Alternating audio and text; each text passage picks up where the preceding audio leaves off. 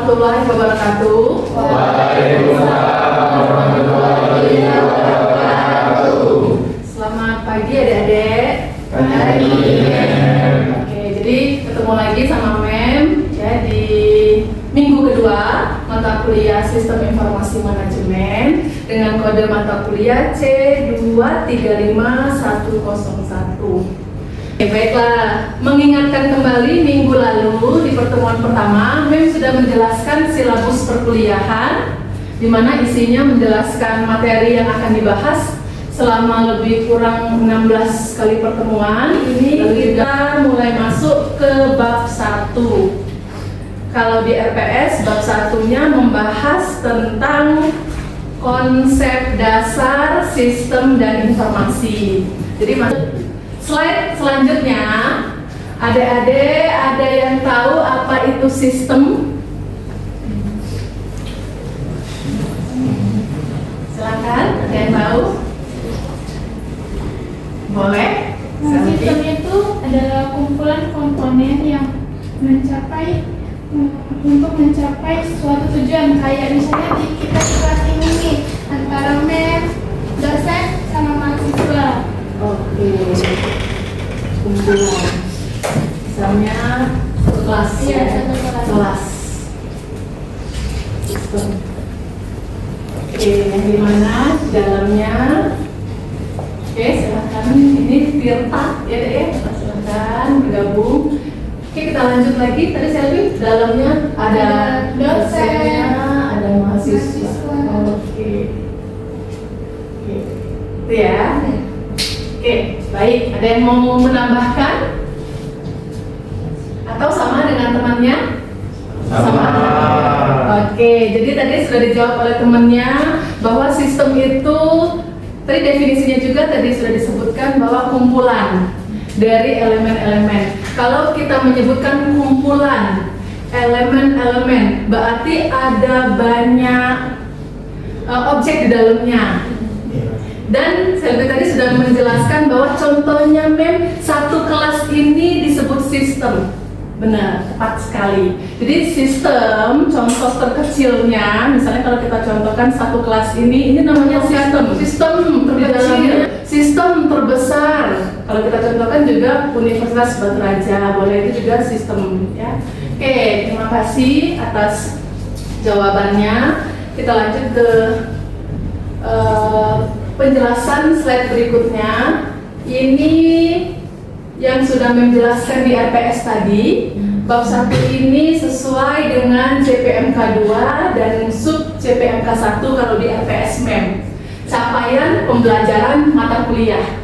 Jadi ketika sudah selesai mengikuti kelas hari ini, Mem mengharapkan adik-adik semua mampu menguasai teori yang terkait sistem informasi, ya lebih kurang seperti itu penjelasannya. Oke, tujuan pembelajaran hari ini kalau dari kacamata mahasiswa, tujuannya kuliah, tujuannya masuk kelas pasti ingin mendapatkan nilai yang bagus, cuman itu, titik. Padahal banyak, ya jadi tujuan yang harus kami capai, prodi ataupun dosen, yaitu mahasiswa mampu memahami semua materi, ya semua teori maupun praktek yang terkait dengan mata kuliah itu sendiri. Jadi ada skill yang bisa adik-adik dapatkan setelahnya, itu ya. Jadi ini tujuan pembelajarannya.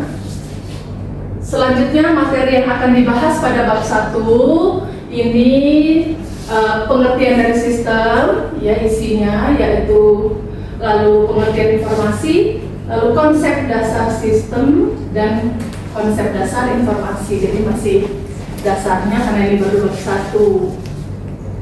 Nah ini yang Mem jelaskan di awal tadi.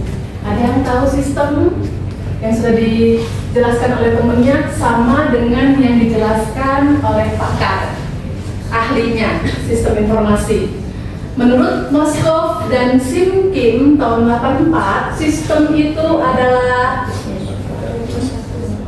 coba kalian baca apa persamaan dari ketiga definisi dari pakar berikut ini? Banyak kesamaannya. Ini kalau main coret TV-nya. Ini sama satu. Mana lagi? Interaksinya sama. Tetap mencoret interaksi. Kesamaannya tadi banyak ya? Iya. Mulai dari kesatuan, komponen-komponen, elemen-elemen, tadi yang disebutkan temannya, subsistem, itu kesamaannya. Ada tujuannya masing-masing untuk mencapai suatu tujuan. Nah, itu sistem. Kelas ini pasti juga punya tujuannya. Tujuan kelas ini ada dua, tujuan per individu, juga tujuan bersama. Seperti itu. Pasti per individu ya. Terus fakultas, prodi, universitas juga contoh dari sistem. Yang unik definisi sistem menurut Fitzgerald tahun 84. Fitzgerald ini agak sedikit unik karena menjelaskan sistemnya dia dengan diagram atau bagan. Jadi dia cuma menyebutkan kalau ada what-nya pasti ada hubungnya, pasti nyambung ke where-nya, how-nya. Ada yang bisa mengartikan siapa yang akan mengerjakannya, yaitu elemen-elemennya, terus kapan harus mulai mengerjakannya, kalau sudah siap semuanya dari mulai sumber dayanya, fasilitasnya, dan lain-lainnya, sampai yang terakhir bagaimana.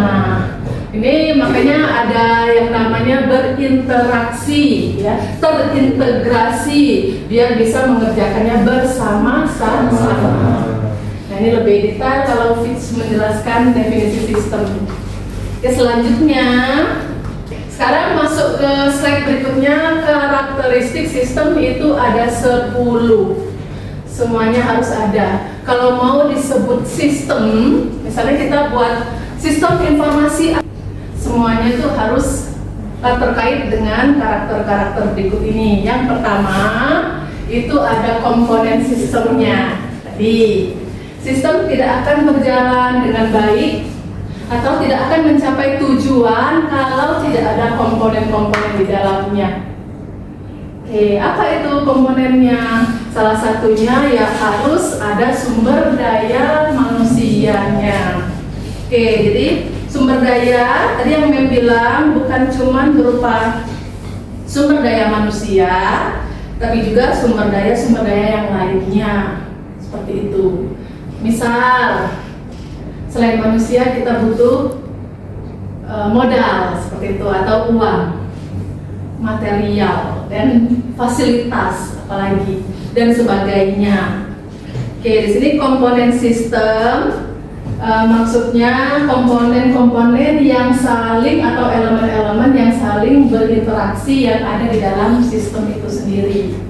Ya, yang kedua ada batasan sistem. Sistem ini adik-adik ada super sistem, ada sistem, ada subsistem. Nah, jadi di sini maksudnya batasan sistem yaitu suatu atau satu hal yang membatasi antara sistem dengan subsistem atau antara super sistem dengan sistem itu sendiri.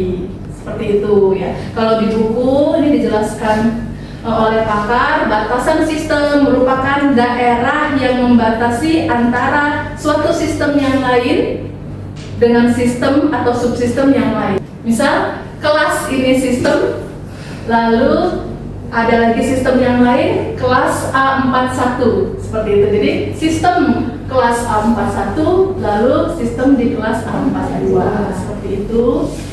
Berikutnya, lingkungan luar sistem, antara satu sistem dengan sistem yang lain. Ada penghubungnya, interface. Jadi yang menghubungkan sistem kita kelas A41 dengan kelas A42 itu apa? Seperti itu. Berikutnya ada masukan sistem dan keluaran sistem, ini sama. Ini tiga ini merupakan dasar dari sistem informasi adik-adik. Input, proses, output. Ya, jadi masukan sistem. Jadi dalam sistem itu pasti ada yang namanya pengolahan, karena kita akan menghasilkan suatu tujuan. Jadi ada input, proses, output. Lalu sistem itu tidak akan disebut sistem juga kalau tidak memiliki tujuan. Kelas kalian tadi kata Mem tujuannya apa? Biar lulus bersama, dapat nilai bagus bersama, seperti itu. Lalu ada kendali sistem. Di sini kalau kendali sistem dijelaskan di buku, ini merupakan sistem yang mengendalikan sistem yang lain atau sistem yang mengendalikan subsistem yang lain. Jadi kalau misalnya dalam suatu sistem kan kita kalau menyebut berorganisasi, nah pasti semuanya nggak anggota semua kan? Ya. Pastinya ada ketua tingkat. Kayak gitu, seperti itu. Wakil, lalu dibentuk sekretaris, ada semua Mem, seperti itu. Perantara antara kelas dengan dosen pengajar, seperti itu ya. Lalu juga kendalinya bisa dari program studi kalau kelas, selain dari dosen. Tuh. Selanjutnya yang terakhir, umpan balik. Feedback penting adik-adik, kehidupan pribadi aja kalau nggak ada timbal balik rasanya gimana gitu ya, sakit, cinta bertepuk sebelah tangan. Oke, harus ada feedback. Timbal balik maksudnya. Kalau nggak ada timbal balik kayak kita hari ini berkomunikasi nggak ada timbal balik itu rasanya nggak enak banget ya. Jadi tidak bisa menghasilkan sesuatu. Jadi dalam sistem antar sumber daya manusianya itu pasti berinteraksi, berkomunikasi, seperti itu ya. Harus ada feedbacknya. Ini yang terakhir dari karakteristik sistem. Oke, ada pertanyaan sampai di sini adik-adik? Masalah karakteristik, paham ya? Oke, kalau paham kita lanjutkan. Ini ada gambarnya. Gambar ini juga Mem ambil dari internet, dari web Google, tapi yang cocok sama yang di buku. Jadi Mem ambil gambarnya sesuai dengan yang sama dengan di buku. Jadi sumbernya dari buku Sistem Informasi dari Jogianto ya. Jadi gambarnya seperti ini sama. Ada proses di dalamnya, ada sistem yang menjalankannya, penghubung-penghubung tiapnya, feedback panahnya nggak satu arah. Jadi ini gambar ini mengartikan semua dari 1 sampai 10 karakteristik tadi. Oke ya, kita lanjut. Nah, macam-macam sistem. Jadi kalau contoh di dunia nyata, sistem itu banyak. Tapi kalau berdasarkan buku atau pakar, sistem itu diklasifikasikan terlebih dahulu sebelum kita memberikan contohnya bahwa oh universitas juga sistem kayak gitu ya. Nah, pakar menyebutkan bahwa sistem itu terbagi-bagi ya. Untuk bisa mengetahui contohnya ini apa dan apa, ini ada 4 yang sudah diklasifikasi oleh pakar. Yang pertama, sistem fisik dan sistem abstrak. Dari namanya aja kita sudah tahu. Sistem fisik abstrak. Ada yang secara nyata tampak seperti itu ya. Ada yang tidak kayak gitu. Terus ada sistem alamiah dan sistem buatan manusia. Ini yang secara alamiah sudah ada ya, tanpa campur tangan manusia. Ini memang sengaja dibuat oleh manusia. Lalu sistem tertentu dan tak tentu, atau sistem terprogram dan tidak terprogram, seperti itu. Terakhir, pakar menyebutkan ada sistem tertutup dan sistem terbuka. Jadi yang tertutup dengan lingkungan luar dan ada yang terbuka dengan lingkungan luar. Jadi kalau di buku juga menyebutkan yang sama, di buku malahan lengkap dengan contohnya. Jadi misalnya nih, kami sebutkan satu ya, yang sistem abstrak dan sistem fisik atau physics study atau physical system ini merupakan sistem yang tidak tampak, yang berupa pemikiran atau ide-ide. Contohnya misalnya sistem teologi. Teologi yang membahas tentang pemikiran-pemikiran ya. Ya. Oke, ini kalau sistem fisik, sistem fisik ini sistem yang secara nyata merupakan sistem yang tampak secara fisik. Contohnya misalnya sistem komputer dan sistem akuntansi. Oke, seperti itu. Jadi dibedakan berdasarkan yang terlihat dan tidak terlihat, atau yang cuma ide, gagasan, pemikiran, atau yang secara nyata atau fisik terlihat seperti itu. Nih kalau di buku, ini beserta contohnya sampai dengan yang terakhir sistem tertutup dan terbuka. Oke, mencontohkan kalau tertutup, ini sistem tertutup, sistem yang tidak berhubungan, tadi sudah bisa kasih tahu ya, berhubungan dengan lingkungan luar. Sebaliknya kalau terbuka, ini yang terhubung dengan lingkungan luar. Oke, itu saja untuk klasifikasi sistem. Nah, sebelum masuk ke informasi, yang sistem tadi ketika sudah mengetahui karakteristik maupun klasifikasinya, baru kalau adik-adik mau mencontohkan seperti sistem informasi akademik. Itu kalau kami cek karakteristiknya itu cocok sama 10 karakteristik tadi. Nah, boleh baru kita cari. Ya, misalnya dicontohkan 1, siakat. Silakan kalian deskripsikan 10 karakternya, lalu masuk klasifikasi jenis sistem yang mana yang di keempat tadi, seperti itu ya. Jadi contohnya ini sudah membuka siakatnya, karena salah satu contoh sistem informasi yang kita gunakan yaitu sistem informasi akademik ya. Jadi ini hasil produk nyata dari kalian itu mempelajari sistem informasi ya, sistem informasi manajemen. Jadi hasil akhir kalau digabung-gabung dengan mata kuliah RPL, ANSI ya, dan membuat produk misalnya bahasa pemrograman, inilah hasil dari produk sistem informasinya. Oke, selanjutnya baru kita bahas informasi. Jangan menurut pakar dulu. Kalau kita ngomongin informasi, mudah banget informasi. Cewek-cewek kalau ada gosip terbaru menyebar informasi. Apalagi cowok-cowok yang hobi menyebar informasi hoax. Wah. Jadi informasi yang bohong kayak gitu ya, nggak bener. Padahal belum dicari kebenarannya sudah kita sampaikan, itu biasa cepet nyebarnya itu. Cepet, kalau bahasa adik-adik sekarang viral, iya viral. Bener ya? Apalagi kalau lihat di TikTok banyak banget itu. Jangan langsung menerimanya mentah-mentah, deh. Jadi harus telaah dulu, harus dicari lagi informasi dari sumber yang lain. Biasanya generasi kayak kalian, Gen Z ini biasanya langsung aja. Jadi ada ini info ini langsung disebar. Padahal kita nggak tahu itu beritanya benar atau bohong. Tapi itu informasi, ya. Jadi informasi di sini ada menurut Hartono, informasi itu adalah hasil dari pengolahan data yang diubah menjadi informasi.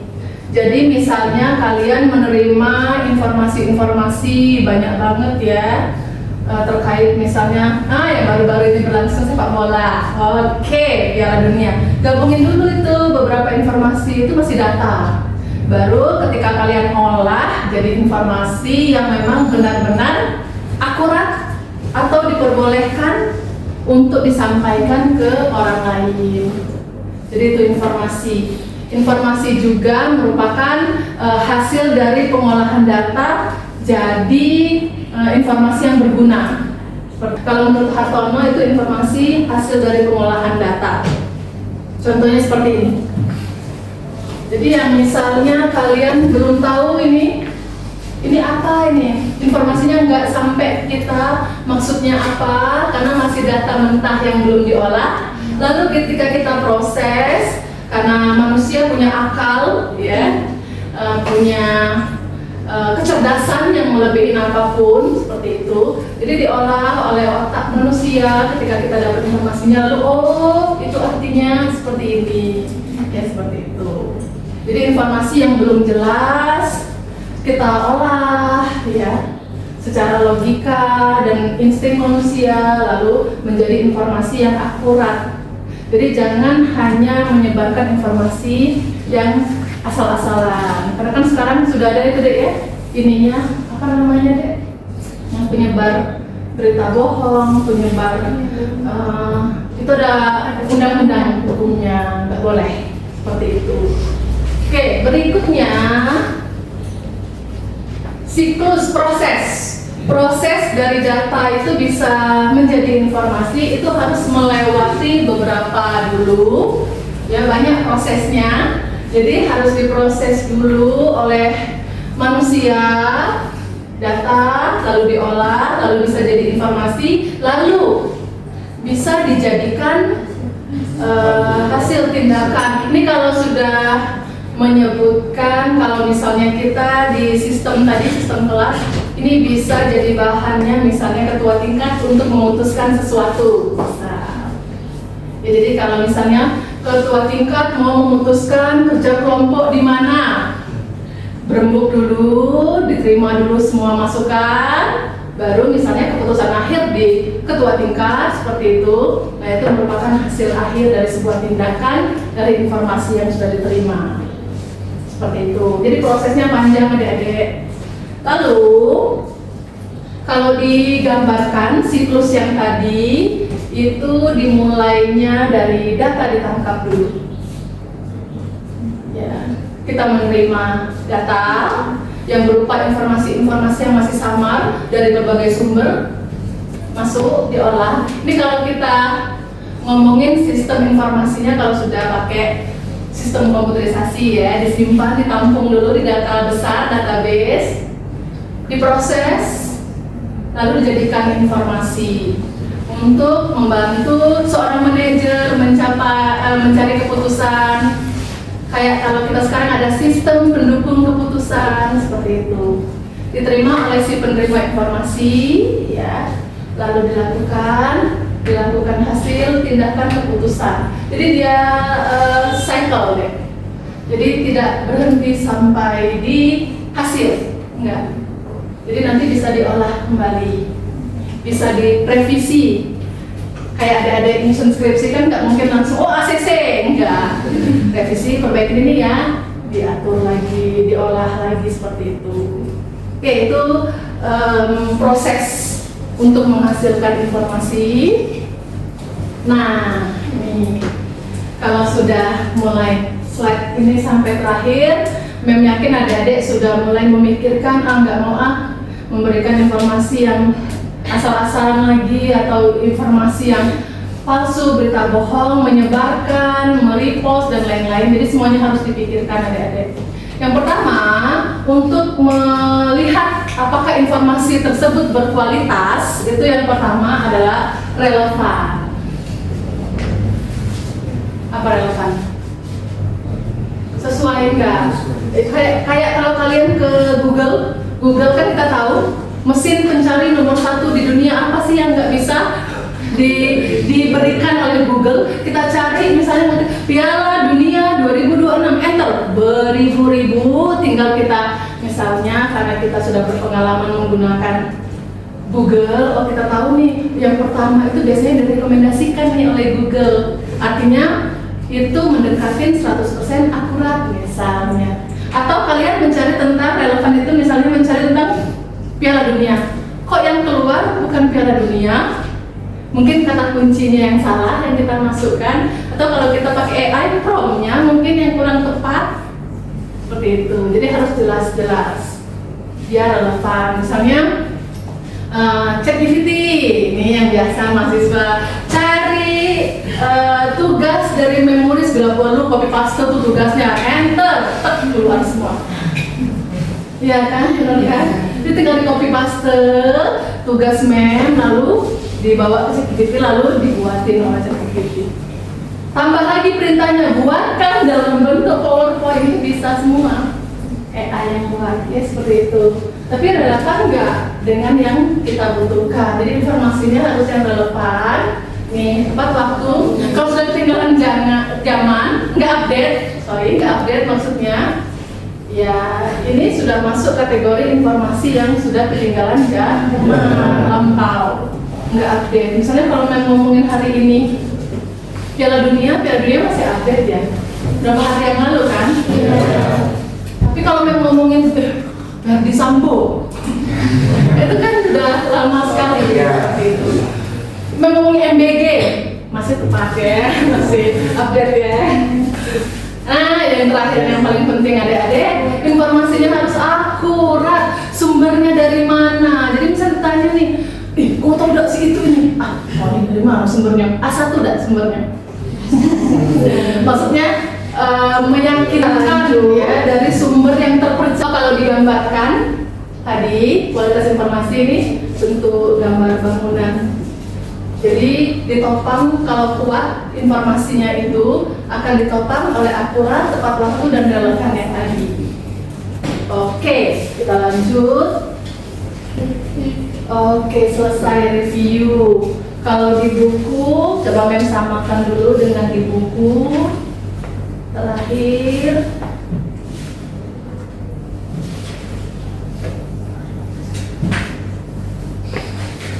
Ya, benar, di kualitas informasi. Oke, itu saja adik-adik. Sesuai dengan di buku, terakhir materi kita tadi adalah kualitas dari informasi itu sendiri. Kalau review, jadi pertemuan hari ini kita membahas apa itu sistem dan apa itu informasi. Sistem tadi selain definisi dari sistem, ada juga sistem yang ada 10 tadi, diingetin adik-adik walaupun banyak. Ada 10, di dalamnya ada penghubung, ada input, proses, output, ada tujuan ya. Lalu ada klasifikasi sistem, ada 4 tadi. Sistem fisik, abstrak, alamiah, buatan manusia, kayak gitu. Tertutup, terbuka ya. Lalu ada informasi, tadi definisi informasi dari beberapa pakar.